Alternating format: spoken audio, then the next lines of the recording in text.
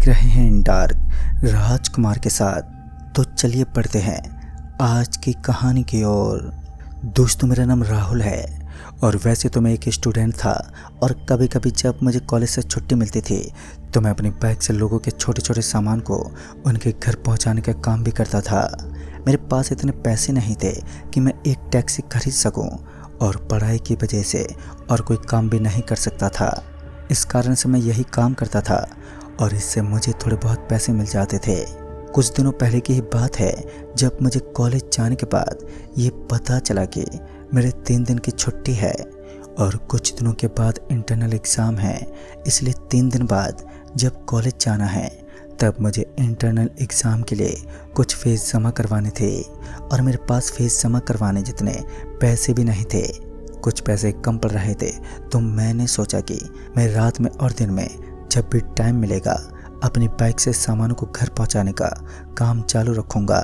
उसके अगले दिन जब कॉलेज की छुट्टी थी तब मैं अपनी बाइक लेकर अपने रूम से निकल पड़ा और उस दिन सुबह से शाम हो गई थी पर मैंने एक भी आदमी का सामान उसके घर नहीं पहुंचाया था। आजकल सभी जगह बड़ी बड़ी गाड़ियां हो गई हैं और बहुत सारे लोगों के पास तो खुद की भी गाड़ियां होती हैं। इस कारण से मुझे कोई भी काम नहीं मिला और उस दिन अंधेरा होने वाला था और जब अंधेरा हो गया तब भी मैं अपने घर नहीं गया कि कोई आदमी मुझे सामान घर पहुंचाने के लिए दे दे। ये सोचकर मैं इंतज़ार कर रहा था पर जब काफ़ी रात होने पर भी कोई नहीं आया तब मैं निराश होकर अपने घर चला गया और अगले दिन भी जब वापस बाइक लेकर गया तब भी मुझे काफ़ी देर तक कोई नहीं मिला और थोड़ी देर के बाद एक आदमी आया जिसके पास कुछ छोटा मोटा सामान था जो उसके घर पहुंचाना था।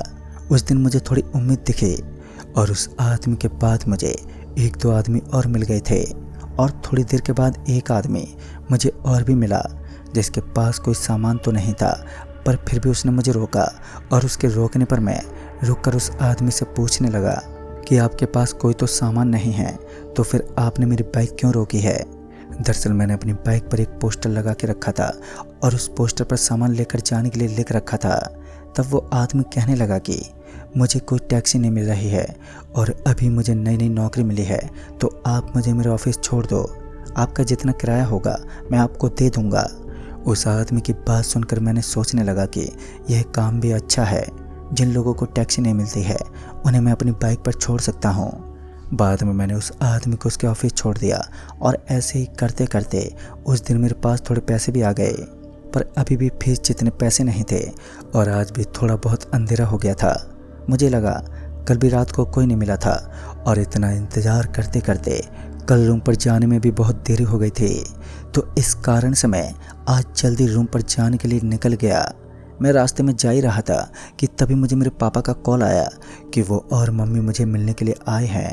दोस्तों, एक खबर सुनकर तो मैं बहुत खुश हो गया था और जल्दी जल्दी अपनी बाइक को रूम की तरफ लेकर जा रहा था कि तभी अचानक से रास्ते पर कोई मेरी बाइक के आगे से भागकर निकला। मैंने अचानक ही ब्रेक मारकर अपनी बाइक को रोका और चारों तरफ देखा पर वो रास्ता बिल्कुल सुनसान था और वहाँ पर कोई भी दिखाई नहीं दे रहा था। उस सुनसान रास्ते को देखकर मैंने वापस अपनी बाइक को स्टार्ट किया और वहाँ से जाने लगा। फिर थोड़ी देर के बाद वापस से कोई मेरी बाइक के आगे से भागकर निकला पर इस बार मैंने अपनी बाइक को नहीं रोका था क्योंकि ये रास्ता एकदम सुनसान था और मुझे इस सुनसान रास्ते से थोड़ा डर सा लग रहा था। मैं अपनी बाइक को तेज गति से चलाकर जा रहा था कि तभी अचानक से एक औरत मेरी बाइक के सामने आकर खड़ी हो गई। पहले तो मुझे उस रास्ते पर कोई भी दिखाई नहीं दे रहा था और मुझे पता ही नहीं चला कि ये औरत कहाँ से आ गई। ऐसा लगा कि मानो ये औरत कहीं से प्रकट हो गई हो। उसे देखकर मैंने बाइक के ब्रेक मारे पर बाइक की स्पीड तेज होने के कारण मैं गिरने वाला था कि तभी उस औरत ने अपने एक हाथ से बाइक को पीछे से पकड़ लिया जिससे बाइक और मैं गिरने से बच गया। पर यह देखकर मुझे थोड़ी हैरानी हुई कि इस औरत ने एक हाथ से मुझे और बाइक को कैसे संभाल लिया। अब मैं यही सब सोच ही रहा था कि तभी वो औरत कहने लगी कि मेरे पास यह 2 बैग हैं, वो बहुत ही भारी हैं, इस कारण से ये मुझसे उठाए नहीं जा रहे हैं तो कृपया आप मुझे इन बैगों के साथ मुझे मेरे घर छोड़ दो। उस औरत ने अपना चेहरा छिपा के रखा था और उसकी आवाज़ भी बहुत भारी थी। मुझे घर जल्दी जाना था, इस कारण मैंने उस औरत को मना कर दिया तो वो औरत कहने लगी कि देखिए, आपको मैं 4 गुना किराया ज़्यादा दे दूँगी, पर आप मुझे मेरे घर छोड़ दीजिए।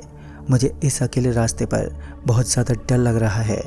फिर मैंने अपने चारों ओर देखा तो रास्ता अभी भी सुनसान ही था, और ये सोचकर मैंने उस औरत को अपने साथ बिठा लिया और वो औरत रास्ता बताती गई और उसी तरफ से मैं बाइक को लेकर जाने लगा। थोड़ी दूर जाकर उसने बाइक को रोकने को कहा तो मैंने बाइक रोकी तो वह मुझे किराया देने लगी। तो मैंने उससे पूछा कि अभी तक आपका घर कहाँ आया है?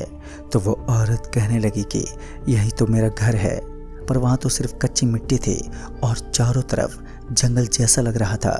और बाइक से उतरकर वो औरत दोनों बैग को ऐसे पकड़कर खींचने लगी जैसे कि किसी इंसान की लाश को खींच रही हो। मैं उससे कहने लगा कि पर यहाँ तो कोई घर ही नहीं है, तो आप यहाँ पर किस जगह रहती हैं? तभी वो औरत पीछे मुड़ी और अपना चेहरे से कपड़ा हटाया, और उसके चेहरे से कपड़ा हटते ही मेरे तो होश उड़ गए। उसका चेहरा तो बहुत ही खौफनाक था, और वो जिस तरह से मुझे देखकर हंस रहे थे, जिससे मुझे और भी ज़्यादा डर लग रहा था कि तभी उसने वो दोनों बैग खोले और उनके पास बैठ गए। तभी मैंने देखा कि उन बैगों के अंदर इंसानों की लाशें थी जिन्हें उस औरत ने बहुत बुरी तरह से मार दिया था, और उन आदमियों के टुकड़े करके उनको इस बैग के अंदर भर रखा था, जिसे देखकर अब तो मेरे मुंह से आवाज़ तक नहीं निकल रही थी। कि तभी मैं वहाँ से भागने के लिए अपनी बाइक को स्टार्ट करने लगा कि तभी वो औरत वहाँ से खड़ी हो गई और मेरी तरफ बढ़ने लगी। तभी वो धीरे धीरे मेरी तरफ बढ़ने लगे और मैं अपनी बाइक को स्टार्ट करने में लगा हुआ था। बहुत मुश्किल से मेरी बाइक स्टार्ट हुई और मैं अपनी बाइक पे बैठकर जल्दी से वहाँ से निकल गया। और रूम पर आकर मैंने अपने पेरेंट्स को सब कुछ बताया, और उसके बाद मेरी मम्मी ने मेरे हाथ में एक लाल धागा बांध दिया और कहा कि इसे खोलना मत। उस दिन के बाद से मैं कभी भी रात को बाहर नहीं जाता था, और उस रास्ते पर तो कभी नहीं गया था। पर एक दिन कॉलेज में कुछ फंक्शन था, इस कारण मुझे घर पर आने में काफ़ी देरी हो गई थी और काफ़ी अंधेरा भी हो गया था। उस दिन मैं अपने रूम पर आ रहा था तो मेरा रूम मेरे कॉलेज से थोड़ी दूरी पर था, और मुझे कॉलेज से निकलने में भी काफ़ी देरी हो गई थी। इस कारण से मैं अपनी बाइक को जल्दी जल्दी अपने रूम की तरफ लेकर जा रहा था कि तभी रास्ते में मुझे एक बूढ़ी औरत खड़ी दिखाई दी।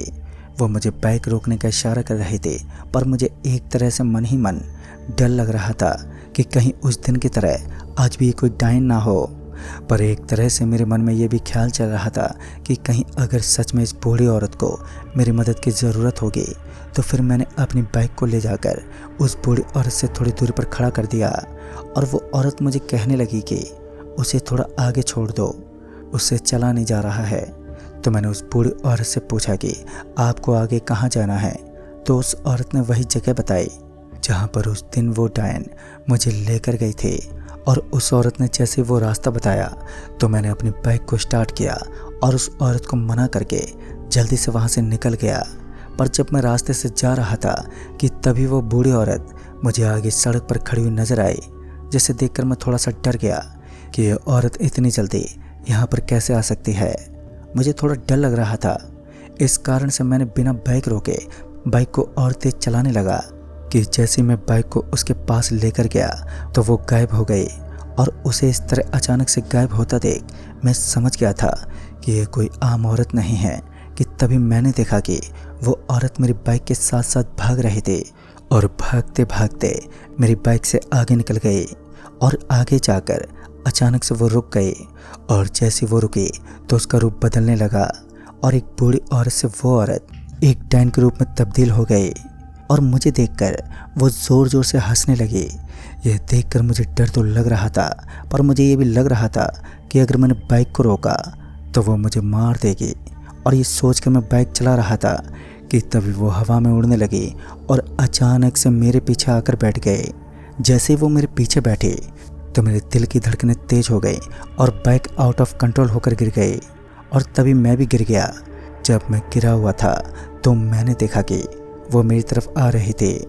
इस कारण मैं उठकर भागने लगा कि तभी उस औरत ने मेरा हाथ पकड़ लिया, और जैसे उस औरत का हाथ उस लाल धागे पर पड़ा तो उस औरत से मेरा हाथ छूट गया, और वो तुरंत ही नीचे ज़मीन के अंदर चली गई। और उसके ज़मीन के अंदर जाते ही मैं वहाँ से अपनी बाइक की तरफ गया और अपनी बाइक लेकर अपने रूम की तरफ चला गया। और दोस्तों उसके बाद से मैं कभी भी रात को अकेले बाहर नहीं रहा था। तो दोस्तों इस कहानी में बस इतना ही। तब तक के लिए बाय एंड टेक केयर।